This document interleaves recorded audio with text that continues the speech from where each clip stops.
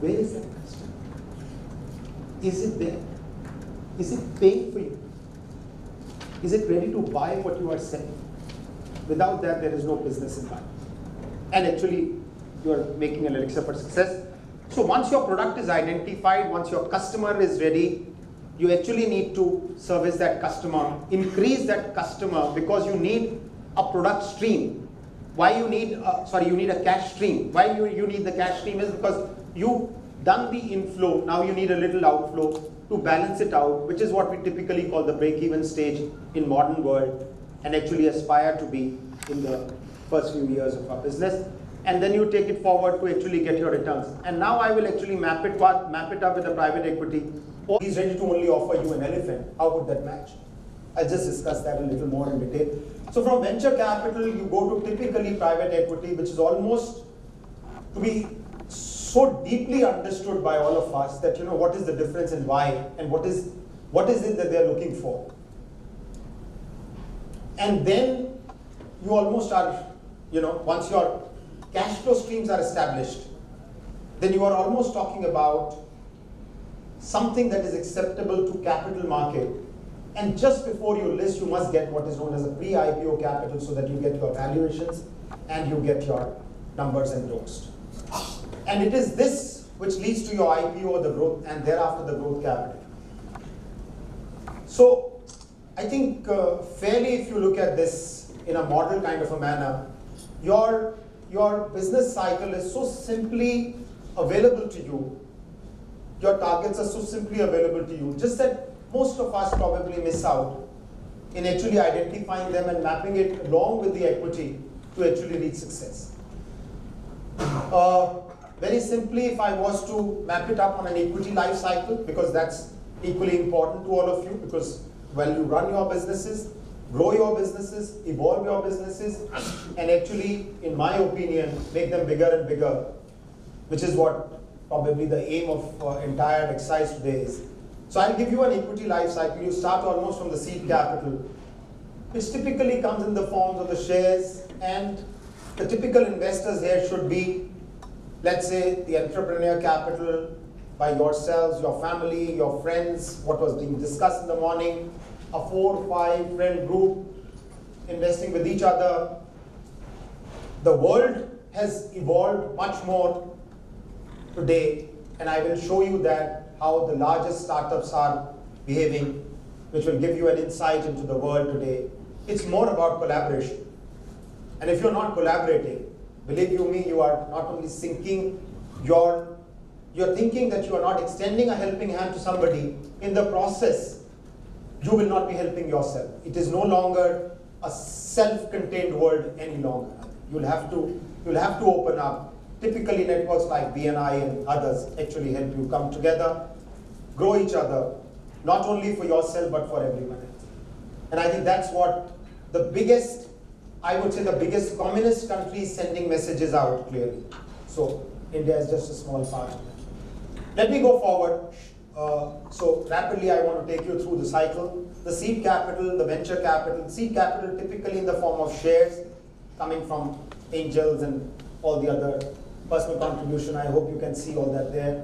Venture capital typically is a form of capital which is becoming a little more formal now. So it will typically have warrants and others, and I think very clearly the venture capitalists and thereafter the private equity, again equity shares and the likes, and private equity investors, IPO.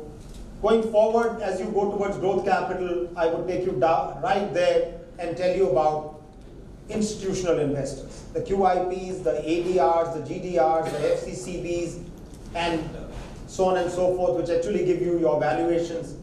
But most important, keep targeting towards an exit. Keep targeting towards an exit.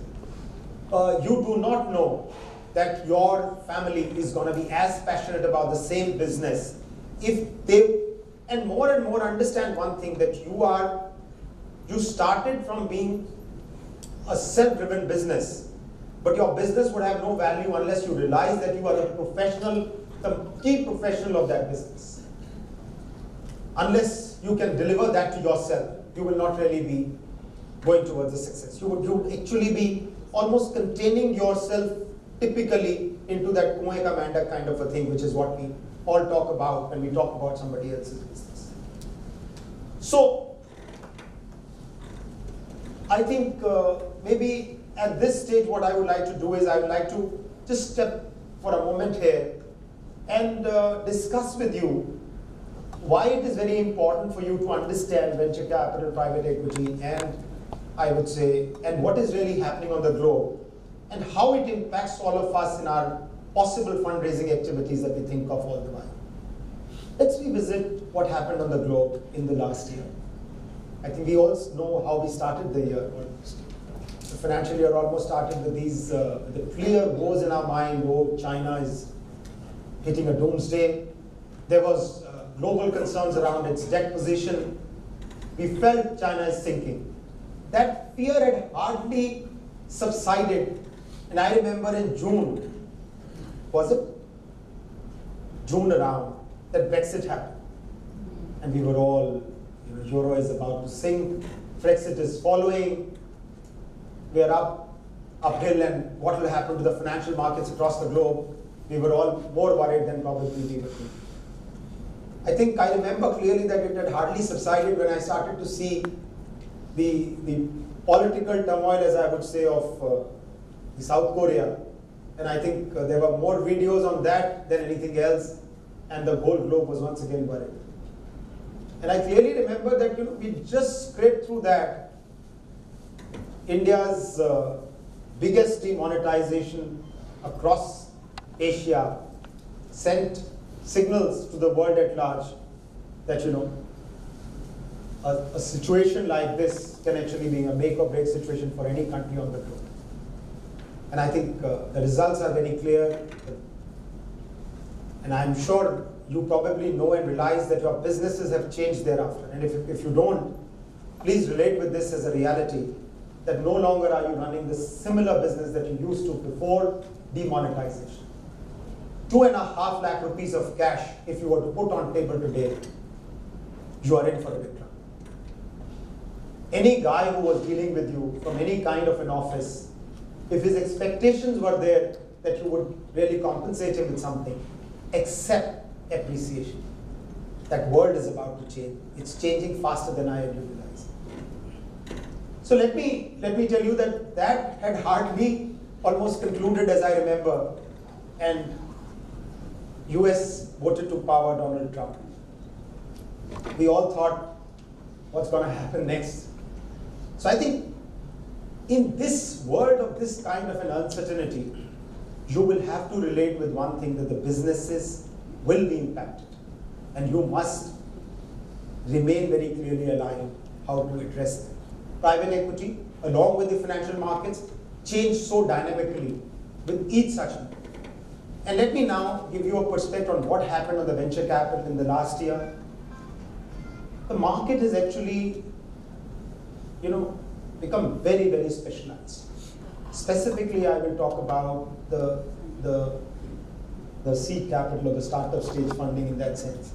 And I'll show you what the market is. So be ready for a little bit of shock right now, which is what I want to give it to you transparently. Around 150 transactions in the year 2017 compared to what happened in 2016. I'm talking about the financial year. And the theme is consolidation. So what is really happening is the rivals are coming together. They are actually conserving the burnout cash, and they are consolidating their businesses. They are actually trying to get into dominant positions to exploit markets more than they have ever done before. And I'm sure you would recall some of the instances, whatever come to my mind, I'll share that with you as well. So the clear one thing that comes to my mind out of the venture capital space specifically is, Flipkart owns a company called Myntra. They took over another company by the name of Jabong, and they became one.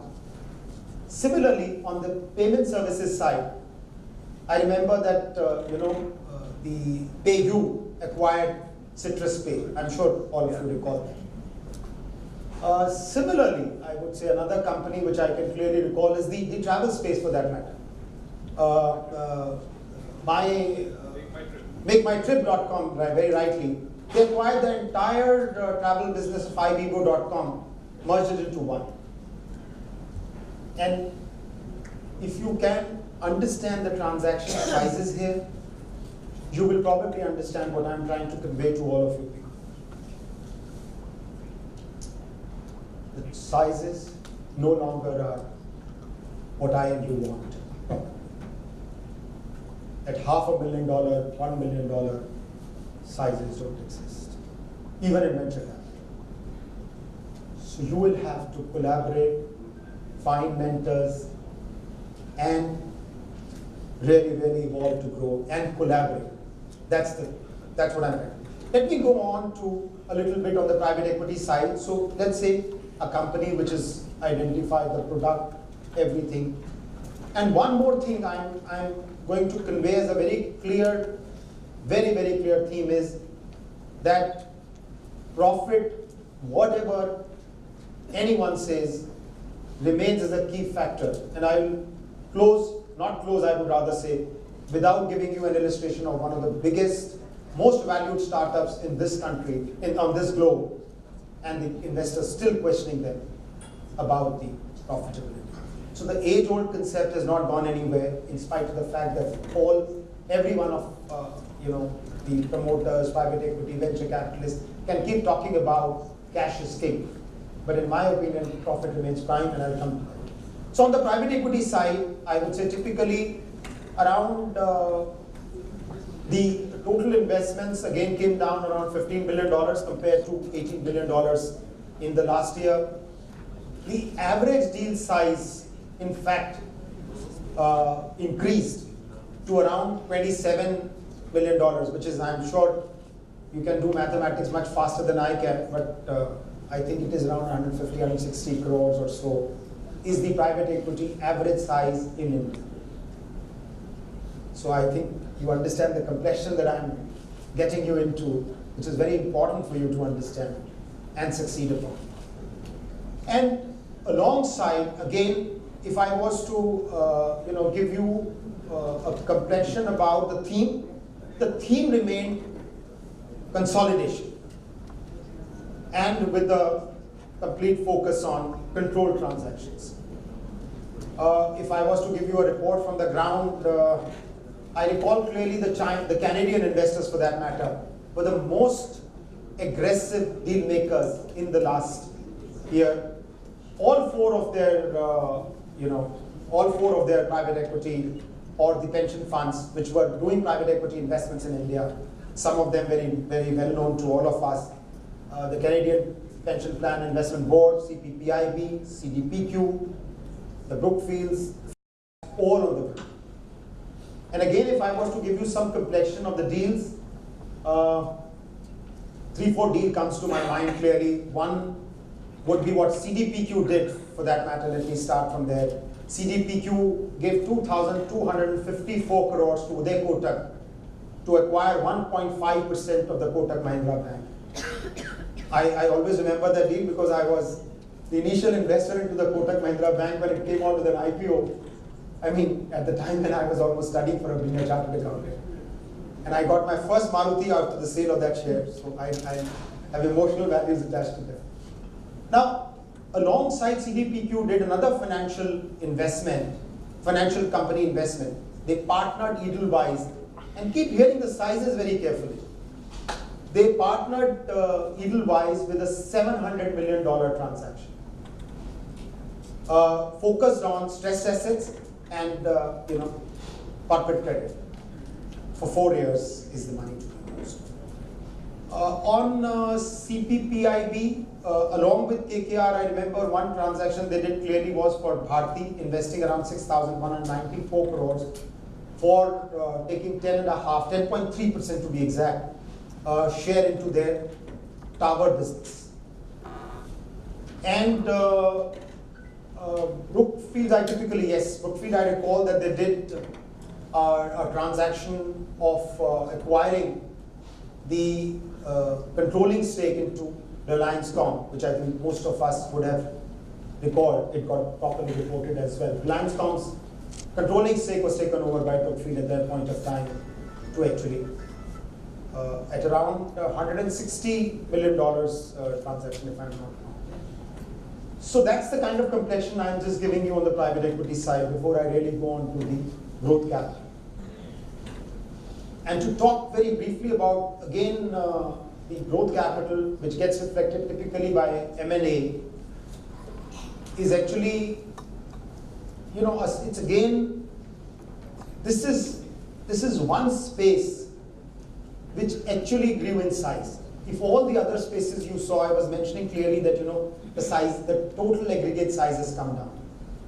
In M&A space, the equity investments grew almost by more than 2 times. $61.26 billion got invested in 2017 compared to around $27.28 billion in the year before. So more than double. This complete aggression was not only because of the consolidation or the domestic theme that was working, but also the international participation that is happening in trade. And again, if I was to give you a complexion about the deal size, it's around $111 million or so. Typically around 700 crores is the average deal size there.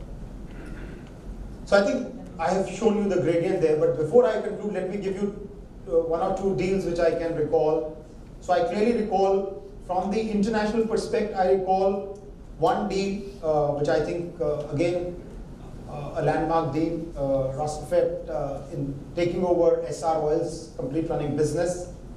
And the other, which I feel very nice about specifically, is the merger agreement that happened between the Idea and Vodafone. So I think that's one thing. So I think just giving you that complexion so that, you know, I can actually tell you that, you know,